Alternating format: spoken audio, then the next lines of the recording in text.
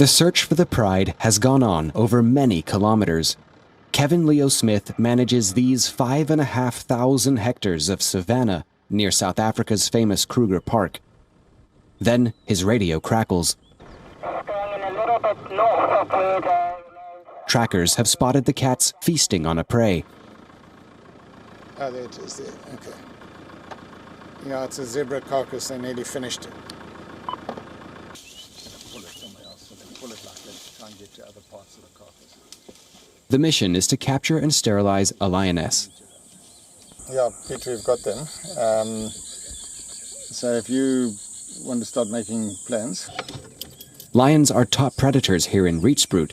There is little competition and abundant food. They are endangered on the continent, but in South Africa's smaller reserves, lions are multiplying too fast. The management is taking drastic measures to limit their numbers and keep the gene pool healthy. It's big enough for a home range for a pride of lions like this, which is 6 females that you can see behind me and the 3 males. It's not enough to have a free roaming groups of lions move out and in of the reserve. So we have to therefore manage this population to not end up in a what we'd call a prey trap, where there are too many lions and not enough prey species to eat. So they then Another big risk is inbreeding. And any time from now forward, they will start coming on heat, and they would end up mating with their own fathers. So that's why we need to prevent that. In the natural circumstances, that wouldn't happen because the males would have been displaced by other males. A dart gun is loaded with strong sedatives. Yes, got it.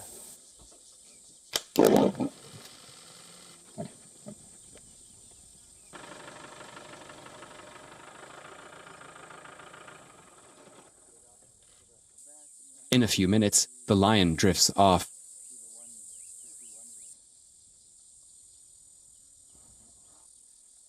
On the other side of the reserve, the 3 males also sleep. For now, they have little to worry about. Only a few hyena and cheetahs threaten their dominance.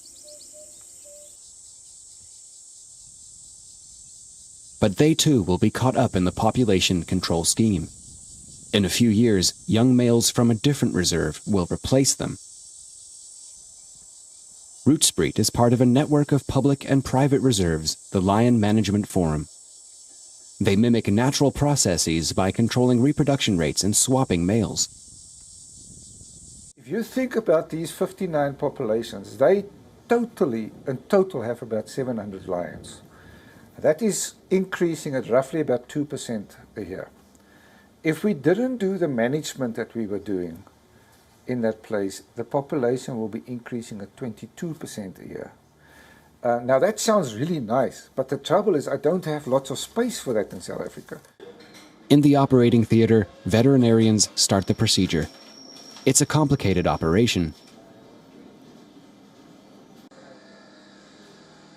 Several hours later, the doctors take out only a part of her reproductive system, not the entire uterus, as was planned. They had just eaten a zebra, so we did immobilize her, and we did it with the, she did have a full stomach. And it just made the op a lot more difficult, so we just took the ovaries out, yeah. So it's a very invasive technique, but as soon as you've got 4 fences around a place, you have to manage it. After the surgery, the lioness is brought to a separate enclosure. She will stay here until her wound has healed. It will be several weeks before she can hunt again. South Africa's 3,500 lions make up 17% of the global population. Interventions like this allow the numbers to grow at least 2% a year, a rate that the land and the ecosystem can carry.